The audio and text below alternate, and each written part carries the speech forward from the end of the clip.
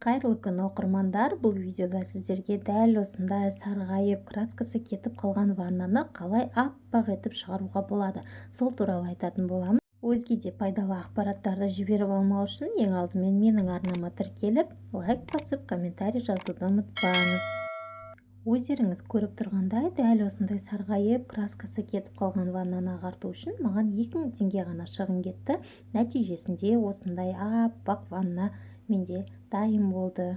Егер сіз новый ванна сатып алатын болсаңыз, 60-70 мың теңге көлемінде ақшаңыз кетеді. Ал реставрация жасататын болсаңыз, шамамен 20 мың теңгеге шығындаласыз. Ал мен сіздерге осы видеода бар жоғы 2000 теңгеге осындай аппақ ванна шығарудың жолын көрсететін боламын. Ол үшін видеоны соңына дейін қарап шығыңыз.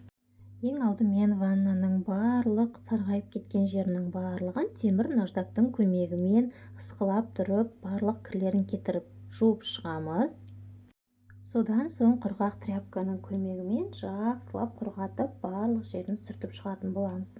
Келесі кезекте міндетті түрде құрғақ тряпканың үстіне спирт немесе арақты осылай құйып, ваннаның барлық бөлігіне оны жағып шығатын боламыз. Келесі кезекте осындай декорикс деп аталатын, мүлдем иісі шықпайтын және де бар болғаны 2000 теңге ғана тұратын осындай красканың көмегімен ваннамызды аппақ қылып шығарамыз.